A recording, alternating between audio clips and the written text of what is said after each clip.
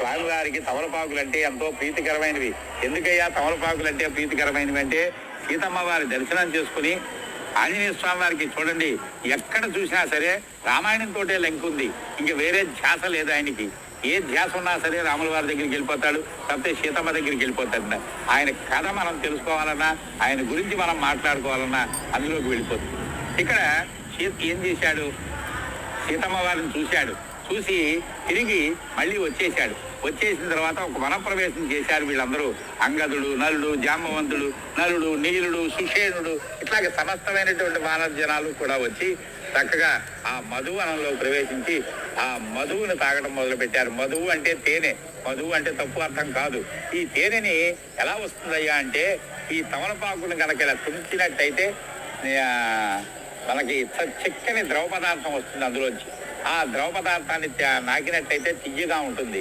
ఈ వానరాలు కదా ఆ ఆకులు మొత్తం తాగేసి పోసేసి చక్కగా తాగేయటం మొదలుపెట్టేసరికి మధువనాన్ని సంరక్షకుడు ఏం చేశాడు, తిన్నగా విభీషణుడికి వెళ్ళి, అయ్యా మన మధువనం అంతా కోతులన్నీ తగలబెట్టేస్తున్నాయని చెప్పేసరికి ఎవరయ్యా అంటే, అంగదుడు ఉన్నాడు, జాంబవంతుడు ఉన్నాడు, నలుడు, నీలుడు, ఆంజనేయ స్వామి అందరూ ఉన్నారంటే, ఆంజనేయ స్వామి వారు సీతమ్మను చూసుంటాడు. అందుకే ఆనందంలో వీళ్ళు ఈ మధువనాన్ని మనం మధువును సేవిస్తున్నారు అని చెప్పి ఆలోచన చేసి వెంటనే వాళ్ళని తీసుకురమ్మని పంపిస్తే అప్పుడు దృష్ట్వా సీత, నేను సీతమ్మ వారిని చూశాను అని చెప్పాట.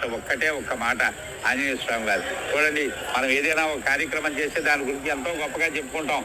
కానీ ఇక్కడ ఆంజనేయ స్వామి వారు ఏం చెప్పాడు, సీతమ్మ వారిని నేను చూశాను, ఒక చిన్న మాట మాత్రమే చెప్పాడు.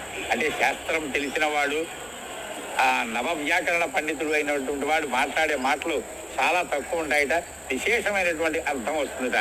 అంచేత దృష్ట్వా సీతమ్మ వారిని నేను చూశాను అని చెప్తే అప్పుడు రామచంద్రమూర్తి అన్నట, ఈ వనం నీ వల్ల ధ్వంసం కాలేదు. ఎప్పుడైతే నీకు ఈ తమలపాకులతోటి నిన్ను అర్చన చేస్తారో వారి యొక్క క్లేశాలన్నీ కూడా, అంటే వారి యొక్క దురదృష్టమైన సంఘటనలు కానివ్వండి, క్లేశము అంటే ఇబ్బందులు, బాధలు, అది ఆర్థిక బాధ కావచ్చు, లేదా భార్య వల్ల వచ్చేటువంటి ఇబ్బందులు కావచ్చు, భర్త వల్ల వచ్చేటువంటి ఇబ్బందులు కావచ్చు, సమస్తమైనటువంటి వాటిని కూడా క్లేశములు అంటారు మానవుడికి వచ్చేవి, అంటే ఇబ్బందులు అన్నమాట. అటువంటి ఇబ్బందులన్నీ కూడా తొలగిపోతాయి.